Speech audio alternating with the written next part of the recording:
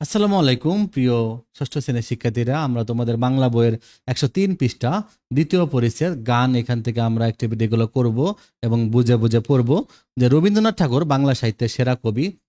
তিনি কবিতা, গান, গল্প, উপন্যাস, প্রবন্ধ, নাটক সহ সাহিত্যের সব শাখায় তার অবদান রয়েছে। গীতাঞ্জলি কাব্যের জন্য রবীন্দ্রনাথ 1913 সালে নোবেল পুরস্কার পান। তার লেখা আমার সোনার বাংলা গানটি বাংলাদেশের জাতীয় সঙ্গীত। তো তোমার পড়ার জন্য নিচে রবীন্দ্রনাথ ঠাকুরের একটা গান দেওয়া হলো। গানটি হলো তার রাজা নাটক থেকে নেওয়া হয়েছে।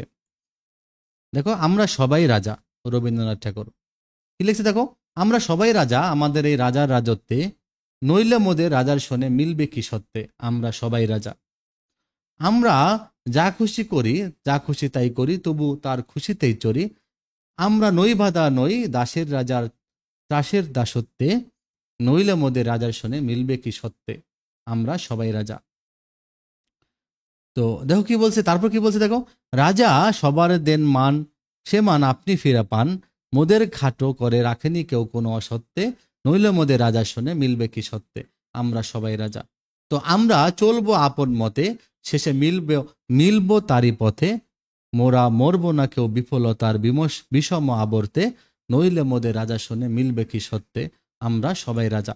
তাহলে দেখো, একটা কবিতা, খুবই নর্মাল কবিতা, শব্দের তেমন কোনো কঠিন কোনো শব্দ নেই। চরি মানে ঘুরে বেড়ানো, ত্রাস মানে ভয়, দাসত্ব হলো পরাধীনতা, বিফলতা হলো ব্যর্থতা, বিষম আবর্ত হলো ভীষণ ঘূর্ণিপাক, মোদের মানে আমাদের, রাজত্ব রাজ্য, সনের সাথে, সত্য মানে অধিকার। তাহলে শিক্ষকের নির্দেশনা যে আমরা সবাই রাজা গানটি সবাই মিলে মানে গাই। তারপর তোমরা নিজেরা এটা গানটা গাইতে পারবা বন্ধুরা মিলে। এবার গান বুঝি, তাহলে উপরে গানে কি বলা হয়েছে তার দলে আলোচনা করব। কোন দল কেমন বুঝতে পেরেছে তা যাচাই করার জন্য একটি দল অপর দলকে প্রশ্ন করবে। এজন্য আগেই দলে আলোচনা করে কাগজে কিছু প্রশ্ন তোমরা লিখে রাখতে পারো। তো আমরা সবাই রাজা গানটি পরে কি বুঝলে, এটা তোমরা কি করবা, এর নিচে লিখে রাখবা। তাহলে আমরা কি বুঝলাম গানটি পরে, তাহলে আমরা এখানে লিখে ফেলবো। দেখো কি লিখবো আমরা। তার আগে যেমন কিছু প্রশ্নের কথা বলা হয়েছিল, যে এখানে দেখো তোমাদেরকে বলছিল যে কিছু প্রশ্ন, নিজেরা কিছু প্রশ্ন তৈরি করো। হ্যাঁ, এই যে গানে কি বলা হয়েছে তা আলোচনা করে বোঝার চেষ্টা করো, কোন দল কেমন বুঝতে পারছে তা যাচাই করার জন্য এক দল অপর দলকে কিছু প্রশ্ন করবে, কিছু প্রশ্ন তোমরা তৈরি করো বলছে। যে আমরা সবাই রাজা কি গান না কবিতা? এটা গান। গান আর কবিতার মধ্যে মিল বা পার্থক্য কি? আমরা সবাই রাজা গান অনুযায়ী রাজার বৈশিষ্ট্য কি ধরনের হয়? এই গানে কোন বিষয়টি প্রধান হয়ে ফুটে উঠেছে? তোমরা প্রশ্নগুলো লিখতে পারো, এই প্রশ্নগুলো বন্ধুদের কাছে তোমরা করতে পারো। তো তারপরে যে একটা ভিডিও ছিল, এটা ছিল আমাদের বুঝে লেখি। তাহলে আমরা এই গানটা পরে কি বুঝলাম, তোমরা এই ফাঁকা জায়গায় এটা লিখে ফেলবা। কি বুঝেছি আমরা দেখো, আমরা সবাই রাজা গানটির মূল ভাব স্বাধীনতা, শক্তি, ঐক্য। গানটি অধিকার চেতনার, মানুষের সমতা, গণতান্ত্রিক চেতনারও গান এটি। দাসত্বের শৃঙ্খল থেকে বেরিয়ে এসে নিজেদের স্বাধীন ও স্বচ্ছন্দভাবে বাঁচতে পারার মনোভাব নিয়ে গানটি রচিত। শিশু মনে দেশ ও দশের প্রতি দায়বদ্ধতা, সকলের সম্মান করার মূল্যবোধের ভাব জাগ্রত করার চেষ্টা রয়েছে এতে।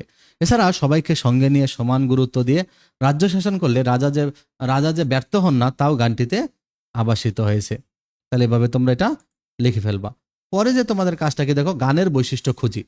কবিতার সাথে গানের কি কোনো পার্থক্য আছে তা দলে আলোচনা করে বের করো। গানের কিছু বৈশিষ্ট্য আছে, নিচের প্রশ্নের উত্তরগুলো খোঁজার মাধ্যমে বৈশিষ্ট্যগুলো আমাদেরকে এখানে লিখতে বলছে। তার মানে দেখো, আমরা এখানে কি করব, বৈশিষ্ট্যগুলো কিভাবে লিখবো, তোমরা খালি টিক চিহ্ন দিবা। যে পরপর দুই লাইনের শেষে কি মূল শব্দ আছে? হ্যাঁ আছে। হাতে তালি দিয়ে কি পড়া যায়? হ্যাঁ পড়া যায়। লাইনগুলো কি নির্দিষ্ট দৈর্ঘ্যের? না। লাইনগুলো কি সুর করে পড়া যায়? হ্যাঁ। লাইন কি পদ্মের ভাষায়? হ্যাঁ। তাহলে এগুলো কিন্তু আবার কবিতার সাথে মিল। লাইনগুলো কি গদ্যে লেখা? না। কোনো কাহিনী আছে? না। চরিত্র আছে? না। এখানে কি কোনো বিষয় নিয়ে আলোচনা করা হয়েছে? না। এটি কোনো অনুচ্ছেদে ভাগ করা? না। এর মধ্যে কোনো সংলাপ আছে? না। কোনো অভিনয় করা যায়? না। তাহলে এভাবে তোমরা সুন্দর করে লিখে ফেলবা।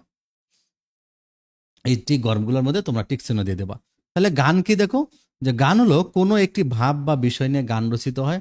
কবিতার মতো গানও তাল দিয়ে পড়া যায়। গানে এক লাইনের শেষে শেষ শব্দের সঙ্গে পরের লাইনের শেষ শব্দে মিল থাকে, তবে কোনো একটা মিল গানের মধ্যে বারে বারে ফিরে আসতে পারে। আবার গানটা আবৃত্তি করে পড়া যায়, গান গাওয়া যায়। গানের সুর ও তাল ঠিক রাখার জন্য নানা ধরনের বাদ্যযন্ত্রের প্রয়োজন হয়ে থাকে। এর মধ্যে সুর ঠিক রাখার জন্য হারমোনিয়াম, পিয়ানো এগুলো ব্যবহার করা হয়। অন্যদিকে তাল ঠিক রাখার জন্য তবলা, ঢোল এগুলো ব্যবহার করা হয়। তো যিনি গান লেখেন তাকে বলা হয় গীতিকার, তাকে বলে গীতিকার। খুবই ইম্পর্টেন্ট একটা লাইন। যিনি গানের সুর দেন তাকে বলে সুরকার, আর যিনি গান গেয়ে শোনান তাকে বলে গায়ক বা শিল্পী। প্রিয় শিক্ষার্থীরা, আশা করি তোমরা বুঝতে পারছো। তোমরা আমাদের চ্যানেলটা সাবস্ক্রাইব করে রাখো নিত্য নতুন ভিডিও পাওয়ার জন্য।